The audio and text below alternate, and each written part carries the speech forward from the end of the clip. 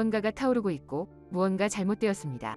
이때 많은 전투기가 머리 위로 날아갔다. 그러자 크고 밝은 빛이 하늘을 뚫었습니다. 방금 뉴스를 본 남자는 그것이 대기를 통과하는 혜성이 혜성이라는 것을 알고 있었고 지구를 위협하지 않는 태평양으로 떨어질 것입니다.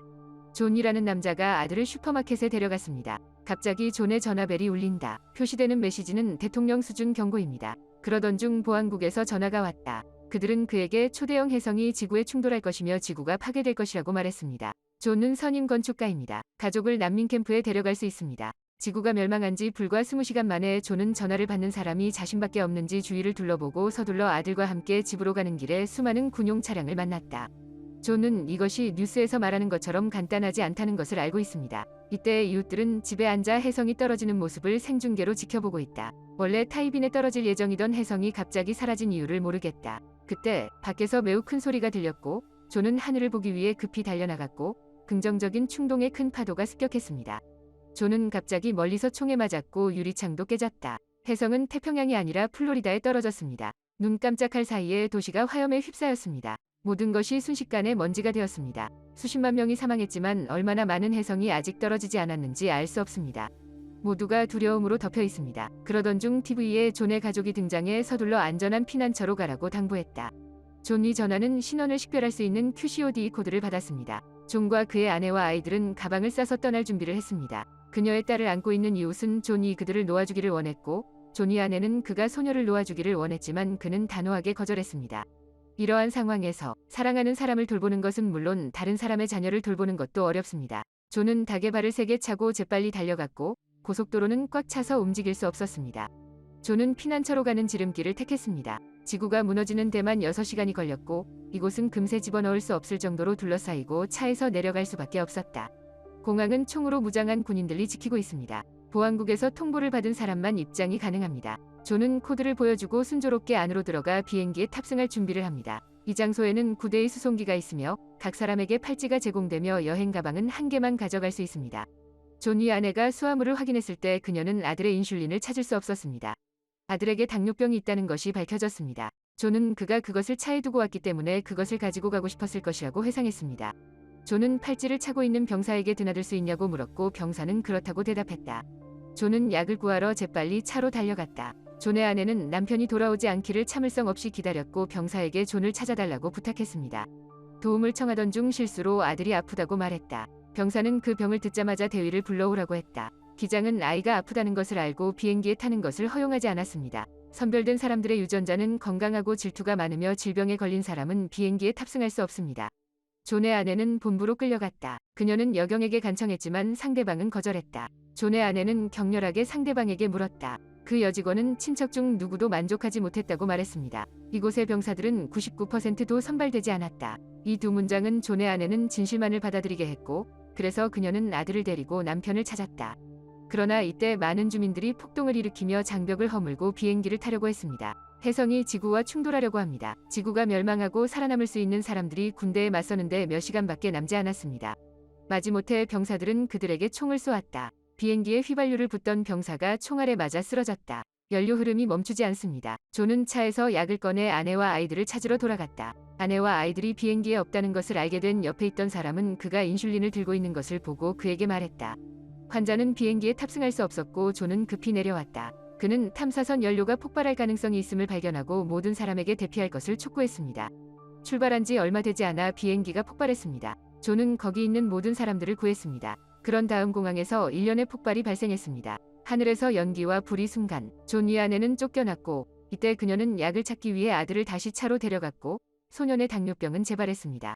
전화가 다시 신호를 잃었습니다. 그녀는 약국에 간다는 메시지를 남겨야 했다. 그녀는 인슐린을 찾는데 어려움을 겪었습니다. 그러나 그는 총을 든 강도 무리를 만났습니다. 존의 아내는 아들을 데리고 밖으로 나오려고 했고 그가 문에 다다랐을 때 강도가 그를 막았습니다. 요한의 아내는 강도에게 간청했고 그는 그들을 용서하기 위해 마음을 누그러뜨렸습니다. 존의 아내는 운전하는 부부에게 도움을 요청합니다. 그들은 잠시 동안 엄마와 딸을 태워주기로 결정했습니다. 사고로 운전하는 남자 앤존의 아내 팔에 달린 팔찌를 보았다. 그는 그것이 선택된 자의 상징임을 알고 있었고 그래서 그는 나쁜 의도를 생각해냈습니다. 그는 차를 세우고 존의 아내를 강제로 차에서 내리게 하고 그녀의 팔찌를 훔쳤고 그녀의 아들은 그녀를 고속도로에 남겨두도록 했습니다. 운전사는 대피소로 갔고 그와 그의 아내는 비행기에 탑승하기 위해 존과 그의 아내를 사칭했습니다. 반대편에서 존은 아내가 남긴 메시지를 보고 다른 차를 히치하이크해달라고 부탁했다. 차 안에 있던 흑인 남자가 린넨에 건설된 군대의 지하에서 본커에게 존에게 말했다.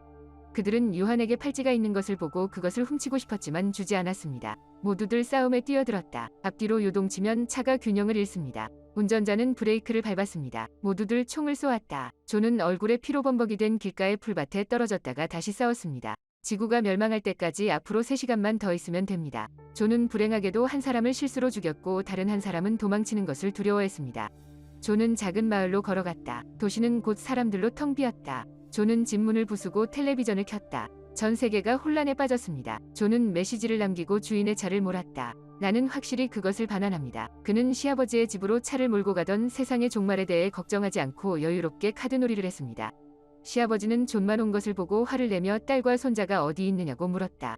시아버지와 사위의 관계는 원래 좋지 않았다. 존은 자신이 길을 잃었다는 사실을 말해야 했습니다. 이제 아내와 아이들이 다음 피난처로 가기만을 기다리면 됩니다. 현재 두 사람은 공항으로 들어갈 준비를 하고 있다. 그 소녀는 갑자기 그들이 자신의 부모가 아니라고 말했습니다. 그들은 그의 어머니의 팔찌를 가져갔습니다. 군인들은 그가 아프다는 것을 알았고 비행기에 타는 것을 거부했습니다. 그러나 여전히 그에게 인슐린 주사를 주사하십시오. 존의 아내는 또한 그녀의 아들을 매우 빨리 찾았습니다. 솔저씨는 엄마와 딸을 할아버지 집으로 데려갔습니다. 지구가 멸망할 시간이 1시간밖에 남지 않은 상황에서 가족은 마침내 재회합니다. 그들은 먼저 온 가족을 캐나다로 데려간 다음 린넨으로 비행기를 타기로 결정했지만 시아버지는 그들과 함께 갈 생각이 없었습니다.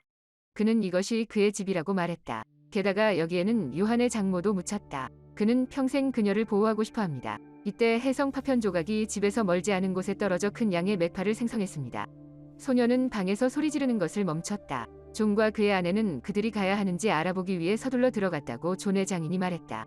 떠나기 전 그의 장인은 존에게 자신의 유일한 총을 주며 잘 돌보라고 말했다. 아들은 이 이별이 작별인 줄 모르고 할아버지에게 언제 다시 볼 수 있는지 물었다.